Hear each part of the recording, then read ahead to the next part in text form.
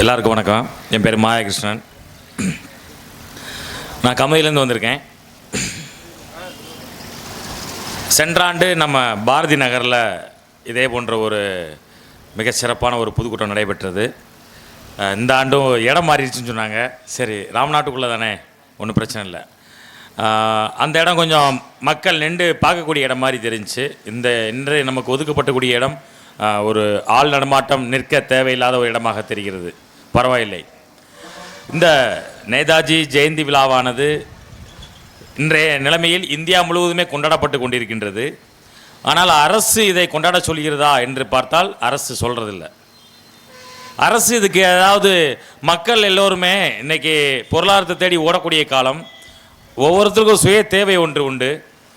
அப்போ இதெல்லாம் இருக்கும் பொழுது நேதாஜியை நினைத்து பார்ப்பதற்கு ஒரு மணி நேரம், ஒரு 2 மணி நேரம், ஒரு 3 மணி நேரம், ஒரு நாள், இப்படி ஏதாவது ஒதுக்கிறதுக்கு நாம் விடுதலை அடைந்த இந்திய அரசு என்று சொல்லக்கூடிய இந்த அரசு ஏதாவது ஒரு நாளை ஒதுக்கியிருக்குன்னு பார்த்தா அப்படி எதுவும் ஒதுக்கலை. அதாவது நம்முடைய மத்திய அரசினுடைய அந்த விடுமுறை தினங்களில் பார்த்தீங்கன்னா அதில் நேதாஜி இருக்க மாட்டார். அநேகமாக மத்திய அரசு விடுமுறை தினங்களிலே நேதாஜி இல்லாத பொழுது கண்டிப்பாக மாநில அரசாக நம்முடைய தமிழக மாநில அரசுடைய விடுமுறை பட்டியலில் அவருக்கு இடம் வாய்ப்பே கிடையாது. ஆனால் மத்திய அரசு யாருக்கெல்லாம் விடுமுறை தினத்தை அறிவிச்சிருக்காங்க, யாரை போற்றுகிறார்கள். தம்பி சொன்னார், நம்ம ஒரு ரிசர்ச் ரிலேட்டடாக இருக்கோம், இந்தியா முழுக்க ஆராய்ச்சியை செய்கின்றோம். பெரிய ஆராய்ச்சி எங்கே பண்ண முடியும்னா இந்தியாவுடைய தலைநகரம் புதுடில்லியில் பெரிய ஆராய்ச்சி பண்ண முடியும். நீங்கள் எல்லா பொருளும் எனக்கு வேணும்னு நினச்சிங்கன்னா ராம்நாத் டவுனுக்குள்ளே தான் வந்தாகணும். நான் பக்கத்தில் இருக்கிற ஊரில் எல்லா பொருளும் வாங்குவேன்னா வாங்க முடியாது. எனக்கு தேவையான அத்தனையும் கிடைக்கக்கூடிய ஒரு இடம் என்ன, நான் அதுக்குரிய ஒரு பெரிய நகரத்துக்கு போகணும். அங்கே இருக்கக்கூடிய எல்லா விதமான கடைகளிலும் எனக்கு தேவையான பொருள் கிடைக்கும் என்பதை போல இந்த இந்திய தேசம் எப்போது அடிமைப்பட்டது, எப்போது விடுதலை அடைந்தது, விடுதலை அடைந்த பின்பு இப்போது வரை இருக்கக்கூடிய நடைமுறை அரசாங்கம் எப்படி இயங்குகிறது, அதன் துறைகள் என்ன, அதன் பணிகள் என்ன, அதன் தலைவர்கள் யார் என்பதெல்லாம் நம்ம தெரிஞ்சுக்கணும்னா கண்டிப்பாக புதுடில்லி தான் போய் ஆகணும். அப்படி செல்லும் பொழுது பார்த்தால் நேதாஜிக்கு என்று ஒரு நினைவிடம் கூட உருப்படியான நினைவிடம் கிடையாது. ஆனால் 2 ஆண்டுகளுக்கு முன்னர் நம்முடைய பாரத பிரதமர் அவர்கள் திரு நரேந்திர மோடி அவர்கள் நேதாஜி பிறந்த தினம், அதாவது 75வது 125 சொல்லுவோம், இன்றைக்கி நம்ம 129 கொண்டு வர்றோம், 4வது வருஷம் ஆச்சு. 125வது பிறந்த தினம் முன்னிட்டு தான் நம்முடைய டெல்லி செங்கோட்டை, அது டெல்லியில் மையப்பகுதியில் இருந்தாலும் ராஷ்டிரபதி பவன் சொல்லுவாங்க, அதுக்கு எதிர்த்தாப்புல இந்தியா கேட் இருக்கும், கேட்டுக்கு பின்னால் நேதாஜி சிலை நிறுவனாங்க. எல்லாருக்கும் கேட்கலாம், நேதாஜியை கொண்டு போய் எதற்கு அந்த இந்தியா கேட்டுக்கு நீங்கள் ஜனாதிபதி மாளிகையிலிருந்து பார்த்தீங்கன்னா கரெக்டாக அந்த சிலை ஒரு 2 கிலோமீட்டர் இருக்கும். 2 கிலோமீட்டருக்குள்ளே பார்க்கும்போது இந்தியா கேட்டுக்குள்ளே அந்த நேதாஜி சிலையுடைய முழு உருவமும் நிற்கிற மாதிரி இருக்கும். ஆனால் வரலாறு என்ற ஒன்றை பார்த்தால் நேதாஜி அதுக்கு தான் ஆசைப்பட்டார். சிங்கப்பூரில் இந்திய விடுதலை நோக்கி அவர் சொன்ன ஒரே வார்த்தை டெல்லி செலவுங்கிற வார்த்தையை சொன்னதுக்கு காரணம், அந்த ஜனாதிபதி மாளிகை என்பது இந்தியாவை கட்டுப்படுத்தக்கூடிய அந்த ஆங்கில ஜெனரல் சொல்கிறோம்ல, லாஸ்டா மவுண்ட் பேட்டன் இருந்தார், வைஸ்ராய் ஜெனரல், அவங்க தங்கக்கூடிய மாளிகை அந்த ஜனாதிபதி மாளிகை. அந்த மாளிகையில் நான் கொடியேற்றுவேன், இந்திய நாட்டுக்குரிய விடுதலையை போரிட்டு பெற்று அந்த மாளிகையில் நான் கொடியேற்றுவேன் தான் அவர் சூளுரித்தார். ஆனால் விதி என்ன ஆயிடுச்சு, நேதாஜி இந்திய எல்லையை தொட்டவுடன் அவரால் இந்தியாவுக்குள்ள நுழைய முடியல. 1945 நம்ம இந்திய எல்லையை நேதாஜி தொட்டார். ஆனால் அவருடைய உயிருள்ள உடல் அந்த ராஷ்டிரபதி பவனுக்கு வர முடியவில்லை கடைசி வரை. அதனால்தான் நான் மற்றபடி பொலிட்டிக்கலாக நம்ம பெருசாக யோசிக்கிறது இல்லை. இந்த நரேந்திர மோடி அவர்களை இந்த ஒரு விஷயத்துக்காக, அவங்கள பொலிட்டிக்கல் பாலிசியோ அவங்க நடக்கிற ஆட்சியை பற்றியோ நமக்கு ஒன்றும் பெருசாக அபிப்பிராயம் வேற. பட் அவர் செய்த ஒரு விஷயம், நேதாஜியுடைய உயிருள்ள உடல் இந்த டெல்லிக்கு வர முடியாமல் போயிடுச்சு, உயிரற்ற சிலையாவது அந்த ராஷ்டிரபதி பவனை பார்த்து கொண்டு இருக்கட்டும் என்று சொல்லி அவர் நிறுவிய அந்த நேதாஜி சிலைக்கு நம்முடைய பாரத பிரதமருக்கு நான் என்றென்றும் ஒரு நன்றியை சொல்லுவேன். உண்மையிலே இதுக்கு நீங்க கைதட்டலாம். நேதாஜிக்கு இந்தியாவில் அடையாளம் கிடையாது, காந்திக்கு சமாதி இருக்கு, இந்தியாவை ஆட்சி செய்த எல்லா பிரதமருக்கும் டெல்லியை சுற்றி சமாதி இருக்கு. சமாதினா சும்மா கிடையாது, ஒரு சமாதியோட இந்த கிட்டத்தட்ட இந்த குடோன் நம்ம டிப்போ இருக்கு பாத்தீங்களா, இந்த டிப்போ அளவுக்கு இடம் நடு டெல்லி மத்தியில இவ்வளவு பெரிய இடத்தில் பாதுகாப்பு படையினர் புடை சூழ இருக்கிறதா நம்முடைய இந்திய பிரதமருடைய சமாதிகள்லாம் அங்கே இருக்கும். ஆனால் நேதாஜிக்கு சமாதிக்கு எங்கே போறது? நேதாஜிக்கு உடம்பே கிடைக்கலையே, நமக்கு இறந்து விட்டதாக சொல்லப்பட்ட இறந்து விட்டதாக இந்திய அரசு அறிவித்திருக்கக்கூடிய நேதாஜிக்கு உடல் கிடைக்கலையே. சரி, வேற எதை வச்சு அவருக்கு ஒரு நினைவை நாம் உருவாக்க முடியும்? எதையுமே உருவாக்க முடியாது. டெல்லி செங்கோட்டையில் போனால் அங்கே நேதாஜி மியூசியம் ஒன்று இருக்கு, போய் பாருங்கன்னு உள்ள போய் பார்த்தா ஏதாவது நேதாஜியுடைய விஷயங்கள் உள்ள இருக்குன்னு பார்த்தா அங்கே வெறும் பேனர் தான் வச்சிருக்காங்க. உங்களுக்கு நல்லா தெரியும், ஒவ்வொரு அரசனும் சுல்தானும் நாங்கள் டெல்லியை கைப்பற்றி விட்டோம் என்று சொன்னால் அவன் கொடியேற்றுவது அந்த செங்கோட்டையில் போய் கொடியேற்றுவாங்க. நம்ம ஊரில் கல் கருங்கல்லாம் கிடைக்கும், கொஞ்சம் வெள்ளையா கிடைக்கும். ஆனால் டெல்லியில் கிடைக்கக்கூடிய கற்கள் சிவப்பு கற்கள். அப்ப டெல்லியில் செங்கோட்டையில் நேதாஜி கொடியேற்ற விரும்பினார். ஆனாலும் அவர்களுடைய இந்திய தேசிய ராணுவ வீரர்களை அங்கே தூக்கிலிடுவதற்காகத்தான் வச்சிருந்தாங்க. இதுதான் நேதாஜி என்று சொன்னால் நமக்கு கிடைக்கிற வரலாறு. அப்படிப்பட்ட நேதாஜியை பேசினாலோ அவரை நினைத்து கொண்டு அவருக்காக உழைத்தாலோ அவருடைய கொள்கைகளை நாம் எல்லாம் கடைபிடிக்க வேண்டும். இந்திய மக்களுக்கு அந்த கொள்கையில் சேர வேண்டும். எப்படிப்பட்ட இந்தியாவை நேதாஜி விரும்பினார் என்று நம்ம ஆசைப்பட்டோமோ அதையெல்லாம் மக்கள் அடைய நினைச்சோம்னா நமக்கு ஒண்ணுமே கிடைக்காது. இன்னைக்கு நம்ம எல்லாம் உட்கார்ந்துருக்கோம், நமக்கு என்ன இருக்கு? ஒண்ணுமே இல்லை. நம்ம இங்க இருந்து வந்திருக்கோம். இன்று ஒரு நாள் நாம் நேதாஜிக்காக இந்த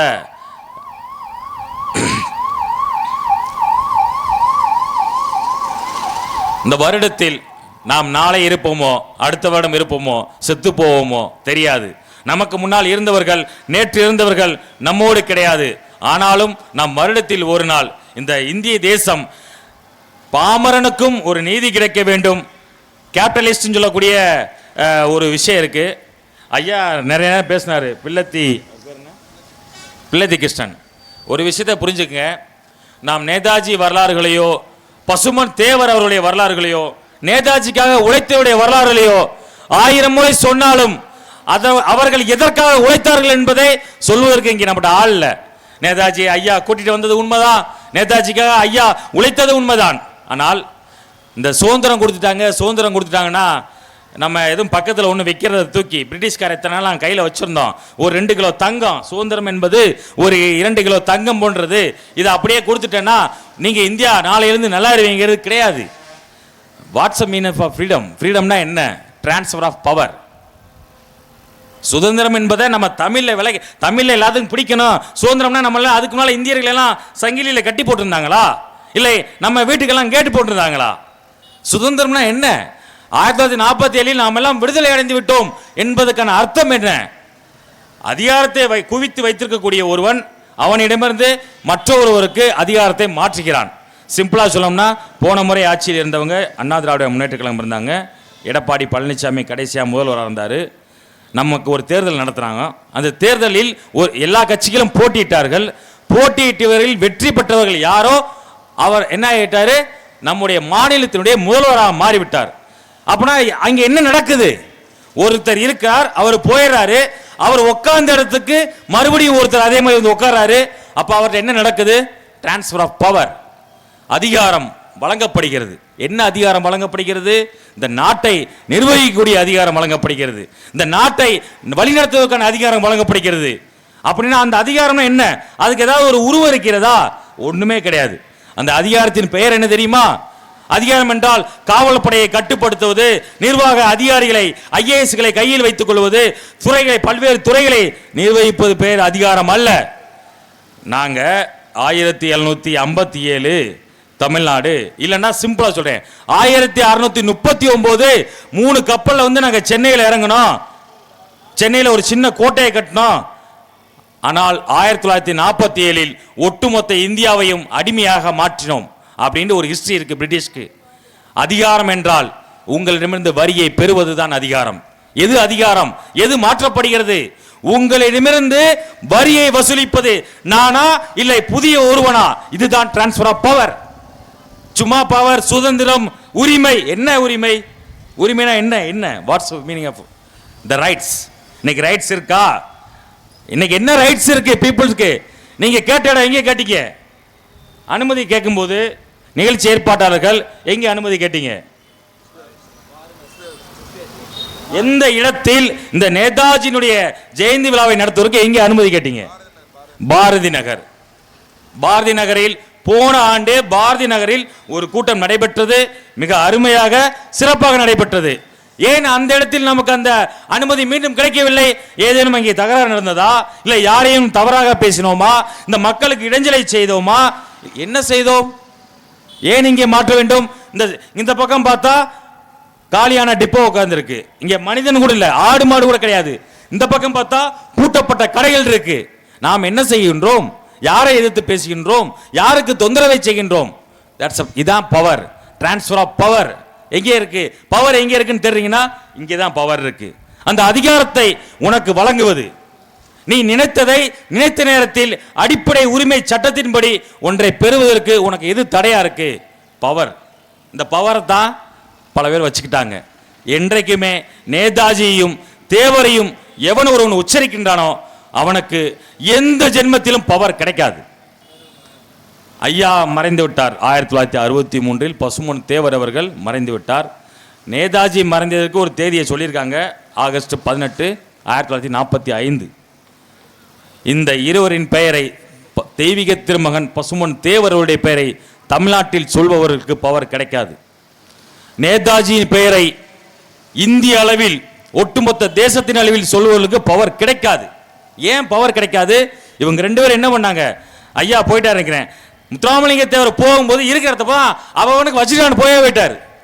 அது யாரெல்லாம் சொல்ல தேவையில்லை, அந்த சமூகத்தை சொல்ல தேவையில்லை.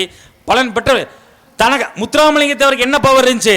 ஒரு எம்பி ஒரு எம்எல்ஏங்கிற பவர்ல ஒரு மனிதன் தான் வாழ்வதற்கு, தனக்கு உணவிற்கு, தன்னுடைய தேவைக்கு தேவையான வருமானம் வரக்கூடிய பவர் எங்கிருந்துருச்சு?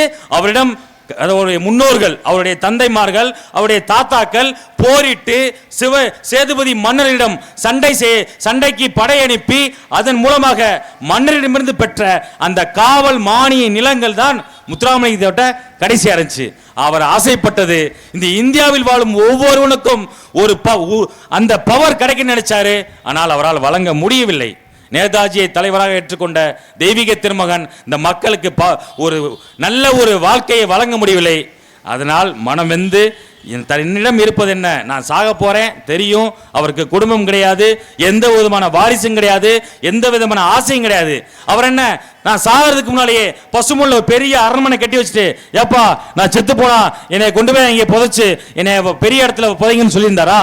அவர் உடலை புதைக்கப்படும் பொழுது, பசும்பொன்னில் அடக்க செய்யப்படும் பொழுது இன்னைக்கும் போய் பார்க்கலாம். அதை யாரோ அரண்மனை சொன்ன நம்புவீங்களா? 1963 யோசிச்சு பாருங்க. கமுதியில் எவ்வளவு பெரிய மாளிகைகள் இருக்கு, ராமநாதபுரத்தில் எவ்வளவு பெரிய அரண்மனைகள் இருந்திருக்கு, எவ்வளவு பெரிய வீடுகள் இருக்கு.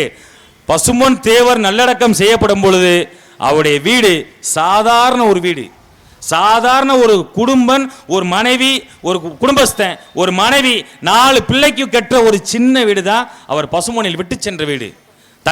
தன் உடல் அழிந்தாலும் தன்னை ஒரு மாளிகையில் வைக்க வேண்டும். இல்லை என்னை கொண்டு போய் மெரினா பீச்சை போச்சிருங்கடா, நான் இத்தனை நாள் உழைத்ததற்கு ஒரு நாய் கூட என்னை தேடி வந்து பார்க்க மாட்டான். அதனால் பல ஆயிரம் மக்கள் வந்து கடற்கரை காத்து வாங்க வர்றாங்க பார்த்தீங்களா, அங்கே போய் என்னை போச்சிருங்கண்டு அப்படி ஒரு தலைவன் சொல்லவில்லை. தன்னிடம் கடைசியாக இருந்த பவரை மக்களுக்கு வழங்கி சென்றார். இதை வைத்து ஏதாவது பிழைத்துக் கொள்ளுங்கள், இதுதான் உண்மை. சும்மா தேவர் வரலாறு பேசி பேசி என்ன பேச போறீங்க? No power. நேதாஜியினுடைய அந்த போராட்ட வழிமுறையை இன்று அன்னைக்கு இருக்கும் பொழுது நம்முடைய மக்கள் தொகை ஒரு 35 கோடி இருந்திருப்போம், கிட்டத்தட்ட ஒரு 30 கோடி இருந்திருப்போம். ஆனால் இந்திய விடுதலையில் நேரடியாக பங்கு கொண்டு போராடி சிறை சென்று உயிர் நீத்தவர்களோட மொத்தம் எண்ணிக்கை எவ்வளவு தெரியுமா? மொத்தத்துக்கே ஒட்டுமொத்த இந்தியாவில் 10 லட்சம் பேர். 30 கோடி ஜனம் இருந்த அந்த இந்திய தேசத்தின் அடிமை விலங்கை உடைக்க, நான் சொல்றது ரீசெண்ட் கிடையாது, 1800கள் ஆரம்பிச்சு 1947 வரை ஒட்டுமொத்த இந்தியாவிற்குமே விடுதலைக்காக ஏதோ ஒரு வகையில் போராடியவர் மொத்தமே 10 லட்சம் பேர் தான். அந்த 10 லட்சம் பேர் செத்து போனா, அவன் குடும்பம் இழந்து விட்டான். ஆனால் அதிகாரத்தை பெற்றவர்கள் யார்கள்? ஆங்கிலேயருடன் யார் க்ளோஸா இருந்தாங்க? இன்னைக்கு ஒரே விளங்குற மாதிரி சொல்லிடுறேன். இன்னைக்கு நீங்க ஒரு கட்சியில் ஒரு மெம்பர், நீங்க பார்ட்டி மெம்பரா இருக்கீங்க, அது ஏடிஎம்கே எடுத்துக்கங்க, டிஎம்கே எடுத்துங்க, அதான் உங்களுக்கு புரியும். நீங்க ஒரு பார்ட்டி மெம்பரா இருந்தா நீங்க பெரிய ஆளாக முடியாது. அந்த கட்சியில நீங்க 40 வருஷம் இருக்கீங்க, பெரிய ஆளாக முடியாது. எப்போ பெரிய ஆளாவீங்க? அந்த கட்சியுடைய எம்எல்ஏ, அந்த கட்சியுடைய மினிஸ்டர், அந்த கட்சியுடைய மாவட்ட செயலாளர், அந்த கட்சியுடைய தலைவர், அவன்கிட்ட எப்ப நீ தாஜா பண்றியோ, அவனுக்கு காலை அமுக்கி விடுறியோ, அவன் வீட்டுக்கு நாயை குளிப்பாட்டுறியோ, எப்ப அவன் வீட்டுக்கு சாம்பார் வழி தூக்குறியோ, அப்பதான் நீ அந்த கட்சியில பெரியாள். இது உங்களுக்கு புரியும் நினைக்கிறேன். இன்னைக்கு கட்சியில பெரியாளா இருக்கக்கூடிய எல்லாருமே ஏற்கனவே பெரியாளா இருந்த ஒருத்தனுக்கு காலை பிடிச்சு விட்டுருப்பான், அவனுக்கு ஐயா கும்புறம்மா காலில் விழுந்து கெஞ்சிருப்பான். அதனால் அவர்கள் அந்த பவர் கிடைக்குது. பவர் ஃபுல் பவர் கிடைக்காது. அவங்க அனுபவிக்கக்கூடிய மொத்த பவர்ல கொஞ்சோண்டு சிந்தனை சேர போட்ட உடனே அவர் இங்கே கார் எடுத்து சுத்துவார். ஆனால் உங்களுக்கே தெரியும், அதே கட்சி வெட்டியை கேட்டுக்கொண்டு இதே ரோட்டில் அந்த கட்சி கொடியை பிடித்து கொண்டு ஒரு போராட்டம் ஆர்ப்பாட்டம் என்றால் ஒரு 100 கணக்கில் வந்து திரளக்கூடிய தொண்டர்களை பார்த்துருப்பீங்க. இதுதான் transfer of power, power of India. வரியை வசூலிப்பதில் இனி நாங்கள் வரல, எனக்கு ஒரு ஏஜெண்டை வச்சுட்டு போறேன். ஆனா என்னைக்குமே அந்த பவரை குறிப்பிட்ட இந்த ஆளுகளுக்கோ இவர்களுக்கோ இந்த தலைவனை பின்பற்றுவனுக்கோ போயிடக்கூடாதுன்னு டிராஃப்ட் பண்ணது பேர் தான் இந்த கான்ஸ்டிடியூஷன் ஆஃப் இந்தியா. இன்னைக்கு கேட்கலாம், நாம யாரு?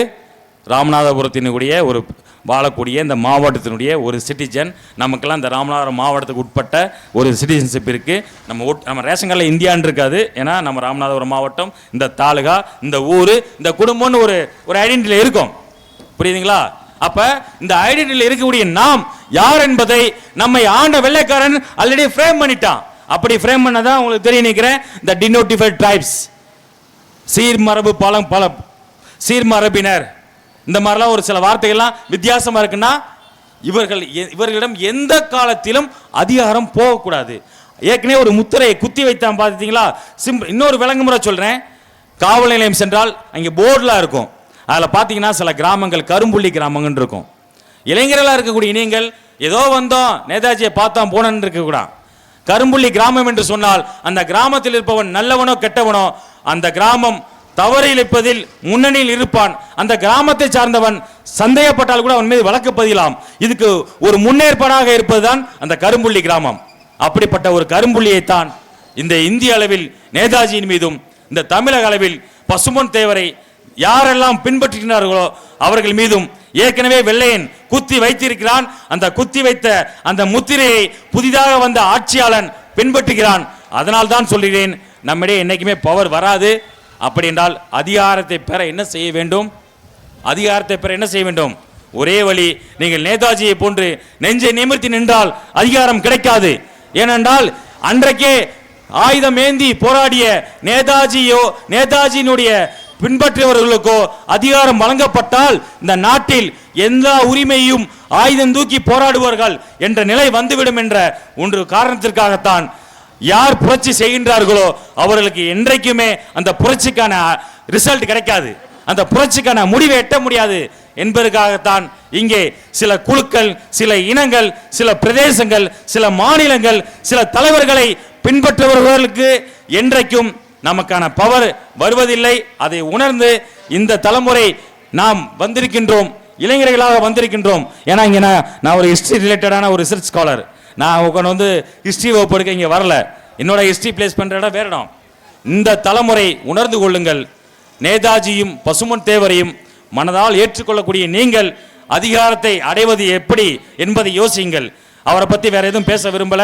நீங்கள் இந்த இடத்தில் 2025 ஜனவரி 23 நாம் இந்த பொதுக்கூட்டத்தை நடத்தி கொண்டிருக்கின்றோம். அடுத்த ஆண்டு ராமநாதபுரம் ஸ்தம்பிக்கிழமையிலான ஒரு பொதுக்கூட்டத்தை இங்கே வந்திருக்கக்கூடிய இளைஞர்கள் நீங்கள் அனைவரும் சேர்ந்து நடத்தி அந்த இளைஞர்கள் பட்டாளத்தை யோசித்து பாருங்கள். உங்கள்கிட்ட உண்மையிலே சொல்கிறேன், நீங்கள் குரூப் 4 எக்ஸாமோ ஒரு குரூப் 2 எக்ஸாமோ குரூப் 1 எக்ஸாமோ ஜெயிச்சு போயிருந்தீங்கன்னா இந்த இடத்துல நீங்கள் உட்காந்துருக்க மாட்டீங்க. ஏன்னா ஜெயிச்சு போன யாருமே இங்கே வரல.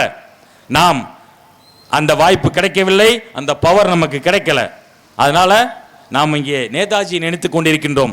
அந்த வாய்ப்பையும் பவரும் ஒருத்தனுக்கு கிடைக்கும் பொழுது அவன் உலகத்தை மறக்கின்றான், தலைவர்களை மறக்கின்றான், தேசத்தை மறக்கின்றான், சாதாரண மக்கள் உரிமைக்காக போராடுவதை மறக்கின்றான். தனக்கு கையில் கொடுக்கப்பட்ட பவர் என்னவோ அந்த பவரை மேலிடத்திலிருந்து சொல்லும் பொழுது அதை இந்த நிலத்தில் செயல்படுத்துவதுதான் அவருடைய ஒரே வேலையாக இருக்கின்றது.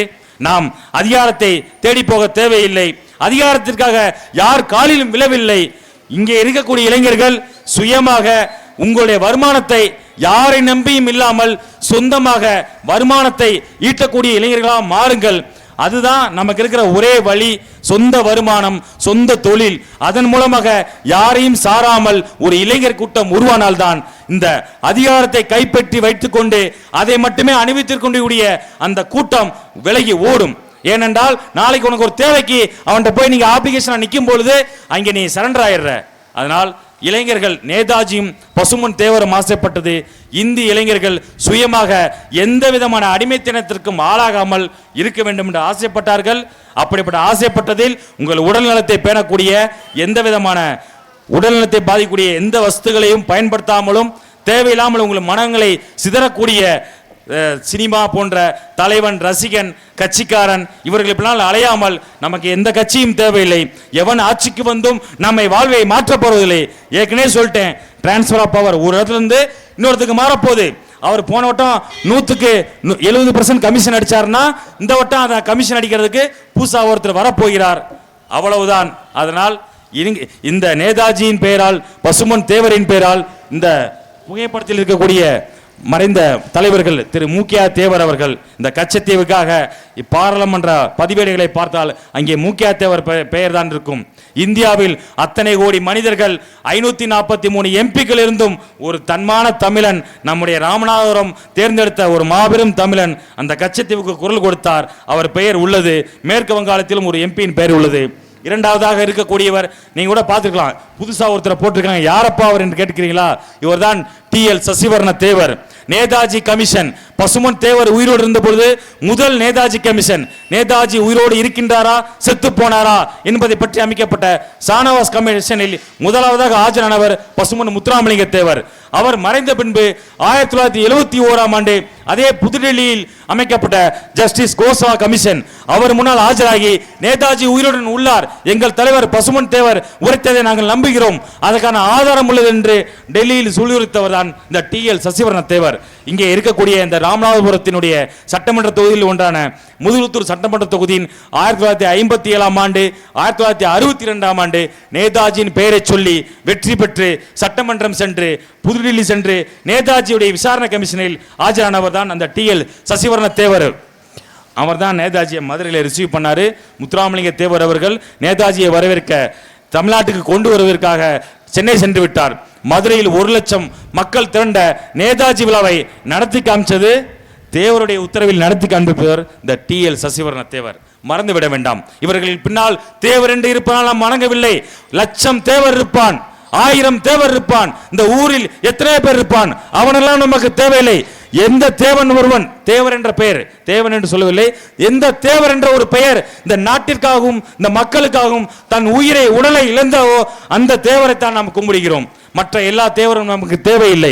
எந்த ஜாதியாக இருந்தாலும் நேதாஜி சுபாஷ் சந்திர போஸ் என்பது ஒரு ஜாதியின் பெயர்.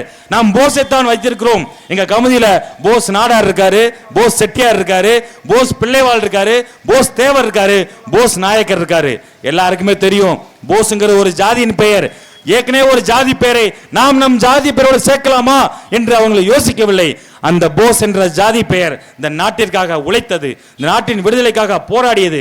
அதனால் அந்த போஸை நாம் ஏற்றி கொண்டோம். இங்கே வந்திருக்கக்கூடிய எத்தனையோ இளைஞர்களுடைய பேட்ச்ல அந்த போஸ் இருக்கார். நாம் ஒவ்வொருவரும் ஒவ்வொரு ஜாதியில் இருப்போம், ஒவ்வொரு பகுதியில் இருப்போம். ஆனால் நாம் எப்படி இந்திய அளவில் நேதாஜி சுபாஷ் சந்திர போஸ் என்ற பெயர் அது ஒரு ஜாதி பெயர் அல்ல, அது நாட்டிற்காக தன்னை இழந்த பெயர், நாட்டிற்காக போராடிய பெயர் என்று நினைக்கின்றோமோ அதே போன்றுதான் இந்த மண்ணில் உதித்த தேவர் பெயர் கொண்ட புலித்தேவரிலிருந்து இந்த மன்னர் ரிபல் முத்துராமலிங்க சேதுபதி, உடையத்தேவர் போன்று எத்தனையோ தேவர் என்ற பெயர்கள், எத்தனையோ பிள்ளை என்ற பெயர்கள், எத்தனையோ நாயக்கர் என்ற பெயர்கள் இந்த மண்ணிற்காக உழைத்தார்கள். அதனால் தான் நாம் சுதந்திரம் என்ற ஒன்றை பெற்றோம். உழைத்தவர்கள் ஒருபுறம், அதிகாரத்தை கைப்பற்றியவன், ஆங்கிலேயோடு கூட்டணியில் இருந்தவன் அதிகாரத்தை கைப்பற்றி கொண்டான்.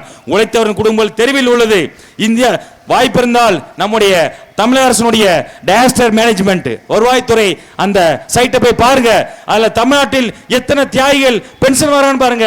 வெறும் 946 பேரு. தமிழகத்தில் போராடியது வெறும் 946 பேர் தானா? 946 குடும்பத்துக்கு தாயா இன்னைக்கு பென்ஷன் கிடைக்குது. அந்த பென்ஷனுக்கு போராடி அவர் செத்து போயிருப்பாரு. அவர் மனைவிக்கு 946 தியாகிகள் தான் இன்று வரை பென்ஷன் வாங்குறாங்க. அவங்க கடைசியா வாங்கின பென்ஷன் 20,000. இப்போ அவரோட மனைவிக்கு கொடுக்கிறது 10,000. அப்ப தமிழ்நாட்டில் போராடிய லட்சக்கணக்கான தியாகிகள் உண்டு. எனக்கு தெரிந்தவரை பெயர் வாரியாக ஒரு 40,000 தியாகிகள் உண்டு தமிழகத்தில். ஏன் அந்த 40,000 தியாகிகளுக்கு பென்ஷன் போல? பாவம், அவெல்லாம் பென்ஷன் வாங்க நினைச்சு போராடல, செத்து போனா, அடையாளம் கிடைக்கல. நான் சுதந்திர போராட்டத்தில் ஈடுபட்டேன், ஜெயிலுக்கு போயிருக்கேன், என்னை அரெஸ்ட் பண்ணாங்க, கையை உடைச்சாங்க, காலை உடைச்சாங்க, அந்தமான் போன்ற தீவுகளுக்கு நாடு கடத்தினாங்கடா. ஏதாவது ஒரு ஆதாரம் வேண்டும். அந்த ஆதாரத்தை கொண்டு போய் நீங்க கலெக்டர் ஆஃபீஸில் கொடுத்து, ஐயா நான் இந்த ஜெயிலில் இத்தனை மாசம் இருந்தேன், நான் ஒரு சுதந்திர போராட்ட தியாகிண்டு அந்த ஆதாரத்தை நீங்கள் காண்பித்தவர்களுக்கு தான் அந்த பென்ஷன் கிடைத்தது. அப்படி என்றால் ஆதாரம் காண்பிக்காமல் அழிந்து போய் குடும்பம் இழந்து போய் தங்கள் வாழ்வை தொலைத்து பெயர் கூட எத்தனையோ தெரியாத எத்தனையோ தியாகிகள் செத்து போனார்கள். ஆனால் ஆங்கிலேயருடன் கள்ள கூட்டணி போட்டவன், ஆங்கிலேயன் காலை பிடித்தவன் இன்று அதிகாரத்தை கைப்பற்றி கொண்டான். நாம் இன்று இந்த வீதியில் இன்று ஒரு பொதுக்கூட்டத்தை, நேதாஜியினுடைய பொதுக்கூட்டத்தை நினைத்த இடத்தில் நடப்பதற்கு கூட உரிமை இல்லாமல் என்று பேசிக் கொண்டிருக்கின்றோம். சும்மா இங்க வந்துட்டு நாம நேதாஜி அப்படி, தேவர் இப்படி, இதை பேசி என்ன பயன்? எத்தனை வருஷம் பேசுவீங்க? ஐயா நேதாஜி தெரியுமா, முத்துராமலிங்க தேவர் எல்லாமே எங்களுக்கு தெரியும், எல்லாமே செல்ல வந்துருச்சு, புத்தகத்தை படிச்சோம். என்ன செய்யணும்? அவங்க என்ன பண்றது, என்ன செய்யணும்? இதை சொல்லி நம்மிட ஆளும் இல்லை. உட்காந்து பக்கம் பக்கமா வரலாறு பேசுவது வெட்டி வேலை. இந்த மைக் செலவழிச்சு, லைட் செலவழிச்சு, கொடிகளை பறக்க விட்டு இத்தனை பேர் நம்முடைய நேரத்தை செலவழிச்சு நீங்க உட்கார்ந்துருக்கோம். எதுக்காக உட்கார்ந்துருக்கோம்? நாம உரிமை பறிக்கப்பட்டு அகதி மாதிரி உட்கார்ந்துருக்கோம். வாழிடத்தை விட்டு இந்த இலங்கை தீவிலிருந்து இந்த ராமேஸ்வரம் இறங்கினா அவனுக்கு ஒரு ட்ரீட்மெண்ட் நடக்கும், அவனை ஒரு மாதிரி டீல் பண்ணுவாங்க பார்த்தீங்களா? அதிகாரத்தை விட்டு விட்டு தெருவில் வந்தவன், அவனுக்கு ஒரு ஸ்கேனிங் நடக்கும், அவனுக்கு ஒரு என்கொயரி நடக்கும். அது எப்படிங்கிறத நீங்களா அனுபவிச்சிங்கன்னா தெரியும். அது போன்று இந்த நாட்டில் நாம் ஒரு இடத்திற்கு செல்லும் பொழுது, ஒரு அரசு அலுவலகத்துக்கு செல்லும் பொழுது நம்மளை அப்படி டீல் பண்றாங்க. அதிகாரம் என்பது மக்களுக்கு சேவை செய்ய வழங்கப்பட்ட அதிகாரத்தை சாமானிய மக்களை வதைப்பதற்காக இங்கே அதிகாரம் என்ற பெயரில் என்ன அதிகாரம்? நாம் செலவழிக்கும் பணம், நாம் கொடுக்கும் வரி, அதுதான் அதிகாரம். அந்த வரியில் ஒரு நிர்வாகம், அந்த நிர்வாகத்திற்கு பல்வேறு துறைகள், அந்த துறையின் கீழ் வேலை பார்க்க பல லட்சம் ஊழியர்கள், அதுதான் பவர். நான் கொடுக்கிற வரி, அந்த பவர்ல நீ சோறுதிங்கிற. ஆனால் அங்கே போய் நம்ம கெஞ்ச வென்றிருக்கு, ஐயா இதை போட்டு விடுங்கயா, இதை செஞ்சு விடுங்கயா, இதுக்கு அனுமதி கொடுங்கன்னு நம்ம கெஞ்ச வென்றிருக்கு. அந்த அதிகாரம் எங்கே போனது என்று தேடுங்கள். இன்னைக்கு இருக்கக்கூடிய நாம் சற்று தெளிவடைந்து அந்த அதிகாரம் சரிசமமாக சாமானியனுக்கு கிடைக்க வேண்டும். அதற்குத்தான் இங்கே நாம் இந்த ராமநாதபுரம் மண்ணில் நேதாஜி சுபாஷ் சந்திர போஸினுடைய பிறந்த தினத்தை கொண்டாடுகிறோமே ஒழிய சும்மா உட்காந்து ஜெயிந்து கோஷம் போட்டுட்டு போறதுக்கு இங்கே ராமநாதத்துக்கு கொண்டாடல. இன்னைக்கு முடிவு பண்ணிக்கங்க, உங்களுக்கான அதிகாரம் பறிக்கப்பட்டால் அதிகாரத்தை வழங்க மறுப்பவனை நீங்கள் வெளியேற்ற வேண்டும். அதை பயன்படுத்துங்கள், யாருக்கும் பயப்பட வேணாம். நாம் நமக்கு ஒரு உரிமையை கேட்கின்றோம். எந்த தவறான செயலுக்கும் போகாதீங்க, தவறான ஒரு ஐடென்டிட்டியோட எங்கேயும் போய் நிற்காதீங்க. உங்க வேலைகளை பாருங்கள், சுயமாக நில்லுங்கள். வருடம் ஒரு முறை நாம் நேதாஜி விழாவை நடத்த வேண்டும். பல ஆயிரம் இளைஞர்களை நாம் திரட்ட முடியும். அதிகாரத்தை எல்லோருக்கும் கிடைப்பதற்கு இந்த நேதாஜி விழாவில் இருந்தாவது ஒரு மோட்சம் கிடைக்கட்டும் என்று சொல்லி நன்றியோடு விடைபெறுகிறேன். நன்றி, வணக்கம்.